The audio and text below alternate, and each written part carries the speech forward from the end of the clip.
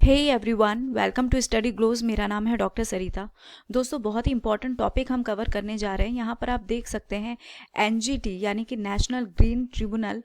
इसने कहा है,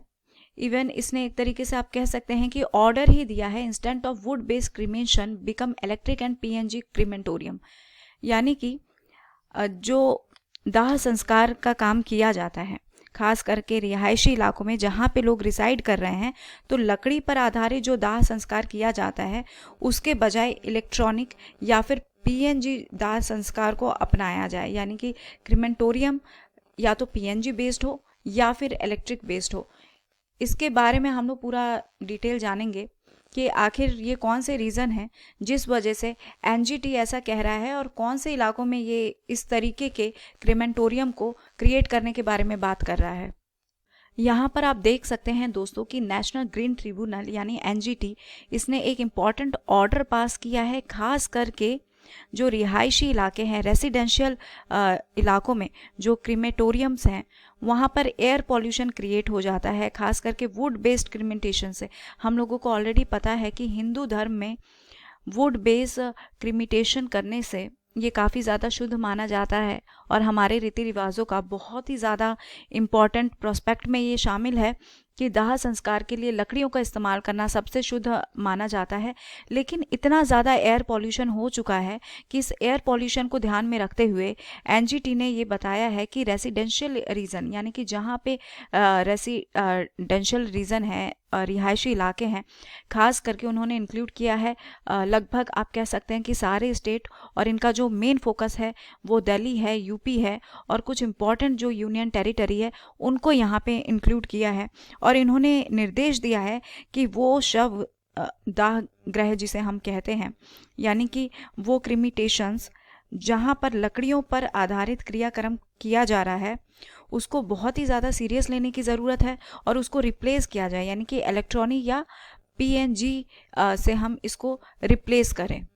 देखिए दोस्तों, एनजीटी ने इस बात को क्लियर करने की कोशिश की है कि हम पर्यावरण का यानी एनवायरनमेंट का जो हित है इसको भी हम ध्यान में रख रहे हैं और साथ ही हमारा इरादा किसी भी तरीके से हिंदू की जो धार्मिक भावनाएं हैं उसका भी ख्याल रखना है। यानी क्रियाक्रम से जुड़ी हुई जो हिंदुओं की मान्यता है, ये जो बिलीफ है कि क्रियाक्रम का काम जो है, क्रीमेशन का काम फायर के थ्रू किया जाता है, इसको भी हमें ध्यान रखना बहुत ही ज़्यादा ज़रूरत है। तो इसको हम ठेस भी नहीं पहुंचाना चाहते हैं। इनका इरादा जो है, इस बेंच का इरादा है कि हम हिंदू धार्मिक मान्यताओं को ठेस भी ना पहुंचाएं, लेकिन ये भी बहुत ज़्यादा ज़रूरी है कि इस क्रीमेशन के थ्रू रिहायशी इलाकों में खास करके जो पॉल्यूशन क्रिएट हो रहा है इसको रोकना बहुत ज़्यादा ज़रूरी है। एनजीटी की ये जो चेयरमैनशिप थी, यहाँ पर जो चेयरपर्सन थे ये जस्टिस आदर्श कुमार गोयल थे और इन्होंने इस बात को बहुत ही अच्छी तरीके से क्लियर किया है और इन्होंने ये भी बताया है कि ये जो करंट एयर पॉल्यूशन की सिचुएशन चल रही है, खास करके जो इम्पैक्ट आ रहा है वुड बेस्ड क्रीमेशन का,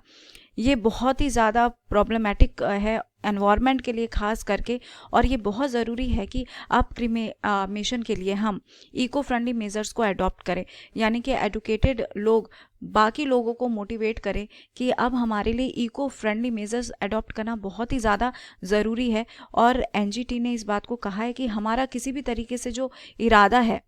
ये रिलीजियस बिलीफ को हर्ट करने का नहीं है, बल्कि हम अवेयरनेस क्रिएट करना चाह रहे हैं कि एनवायरनमेंट में जो पॉल्यूशन है, जिस पॉल्यूशन में हम लोग जी रहे हैं रिहायशी इलाकों में खास करके, इसको रोकना बहुत ज़रूरी है। देखिए दोस्तों, और जो एनजीटी है उसने इस बात के ऊपर भी लोगों का ध्यान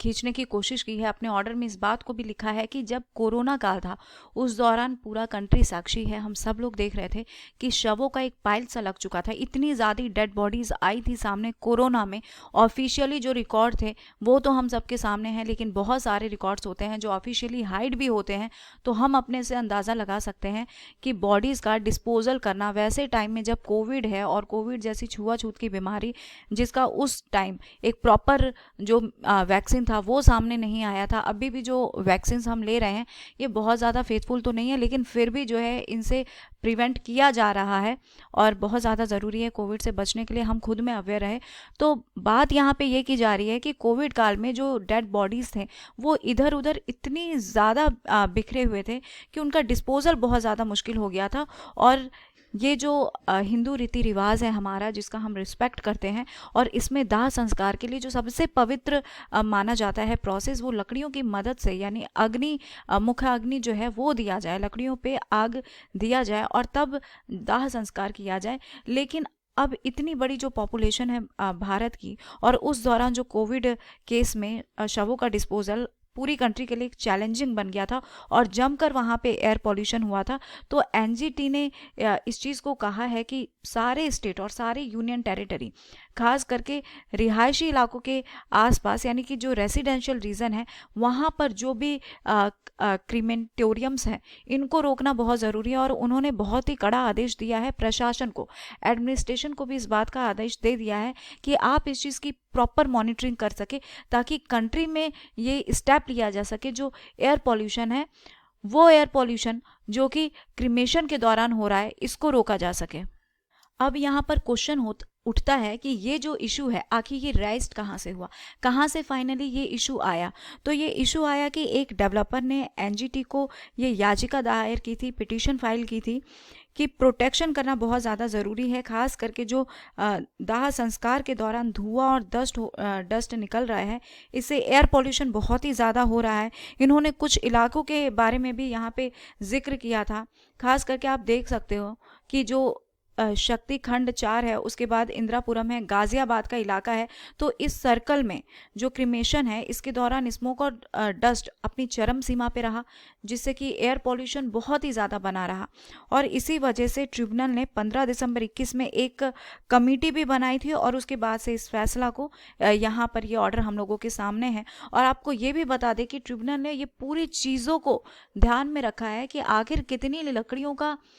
इस्तेमाल किया जाता है एक क्रिमेशन में। तो एक क्रिमेशन में आप देख सकते हैं लगभग 3.5 से लेके 450 केजी के आसपास का लकड़ी जो है वो बर्न होता है, बिल्कुल ओपनली इतना लकड़ी इस्तेमाल किया जाता है। तो इस तरीके से एक डिफॉरेस्टेशन का कॉज भी यहाँ पे निकल के सामने आ रहा है, साथ ही साथ एनवायरमेंटल पॉल्यूशन भी निकल कर आ रहा है। और ये जो याचिका है, ये याचिका खास करके रिहायशी इलाकों के बारे में बात कर रहा है कि रेसिडेंशियल इलाके में, जहाँ पर उस इलाके में जो क्रिमिटोरियम है, वहाँ से जो शवों का डस्ट हो गया, स्मोक हो गया, ये एयर पॉल्यूशन बहुत ही ज़्यादा क्रिएट कर दे रहा है। साथ ही लकड़ी का भी बहुत ज़्यादा कंजप्शन इसमें किया जा रहा है। इन सब को ध्यान में रखते हुए एनजीटी की बेंच ने ये फैसला लिया है। यहाँ पर आपत्ति तो दोस्तों उठती रहेगी कि जो हमारा हिंदू धर्म है, हिंदू धर्म की मान्यताओं के अनुसार ये बहुत पवित्र माना जाता है कि अग्नि दिया जाए, मुख्य अग्नि दिया जाए, लकड़ियों की मदद से चिता का दाह संस्कार किया जाए। तो यहाँ पर लोगों का एक बहुत बड़ा ग्रुप हर्ट तो ज़रूर हो रहा होगा, और कहीं ना कहीं यहाँ पर विरोध भी ज़रूर दर्ज कर रहा है। लेकिन एनजीटी ने इस बात को क्लियर करने की कोशिश की है कि किसी भी तरीके से हमारा इरादा धार्मिक मान्यताओं को हर्ट करने का नहीं है। इस बात का हमारी टीम ने, हमारी बेंच ने पूरा ध्यान रखा हुआ है। एनवायरमेंटल जो हित है, इशू है, उसको भी यहाँ पर विचारने की कोशिश की गई है। मेन फोकस जो है वो एनवायरमेंटल पॉल्यूशन, जो कि इस इलाके में खास करके आप देखते हैं दिल्ली एनसीआर का इलाका जो है और यूपी का कुछ इलाका है, यहाँ पर पॉल्यूशन हमेशा से चरम सीमा पे रहा है। तो इस चीज़ को कंट्रोल करने के लिए ऐसे आदेश को पारित किया गया है। दोस्तों, मैं आपको बता दूं कि मेरे लेक्चर की PDF आपको स्टडी ग्लोस के टेलीग्राम चैनल पर मिल जाएगी, और साथ ही साथ बहुत सारे यूपीएससी PCS से रिलेट करते हुए हमारे जो कोर्सेज हैं वो बहुत ही रीजनल प्राइस में अवेलेबल है, तो आप उन्हें अवेल ज़रूर करें। So here is the end of this lecture. Thank you so much for your attention.